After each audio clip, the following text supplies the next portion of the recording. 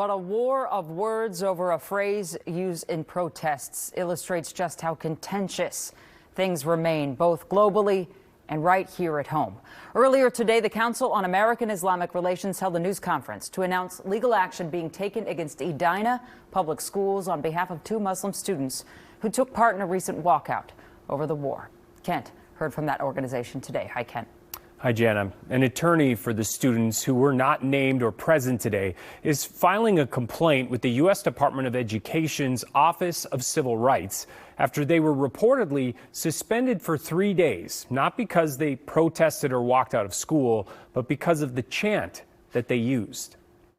Edina High School authorities and school authorities accused them of being anti-Semitic on the basis of using the chant during the walkout of "From the River to the Sea, Palestine will be free." Minneapolis attorney Bruce Nestor says he's now taking legal action in hopes of getting those Edina students' suspensions rescinded because he says that 10-word phrase has been widely used and misunderstood. That is a slogan that is used by elected representatives here in the United States. It is used by hundreds of thousands of demonstrators in support of the aspirations of the Palestinian people for freedom. But controversy has often followed it. Representative Rashida Tlaib was formally censured by the House earlier this month, in part because she used the phrase. And several Jewish groups, including the Anti-Defamation League, do consider it anti-Semitic, writing, "It is fundamentally a call for a Palestinian state extending from the Jordan River to the Mediterranean Sea, territory that includes the state of Israel, which would mean the dismantling of the Jewish state." Though Edina Public Schools won't comment directly on the students or suspensions, in a statement to CAIR-MN, a spokesperson wrote, "The district would like to affirm its unwavering support for students' First Amendment right to free expression and to peacefully advocate for causes that are important to them." Similarly, the district has strong policies prohibiting any type of discrimination against students based on their religion or any other basis protected under the Minnesota Human Rights Act. Students do not have unfettered First Amendment rights while on school property, and students do not have a right under the First Amendment to engage in speech that is substantially disruptive or that violates district policies. There's no evidence of an intent to harm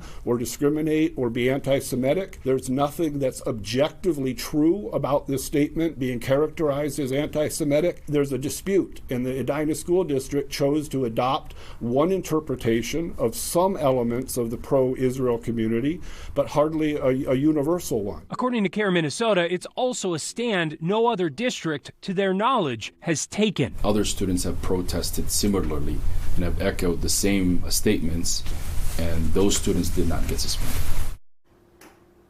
During the news conference, the attorney you heard from there also took issue with the Edina schools releasing a statement after the October 7th attack on Israel, acknowledging Jewish students' pain and trauma. But he said they did not say anything about the difficulty faced by Muslim students after the bombing campaign and loss of life began in Gaza. Jana. Kent, a couple of things. That attorney said that a lot of people don't find that anti-Semitic. I mean, we know there are groups out there who have said so in our midst, the Jewish Community Relations Council and several others. But I wanted to ask you if they tried to settle this between the attorney and the district before they went to the news media.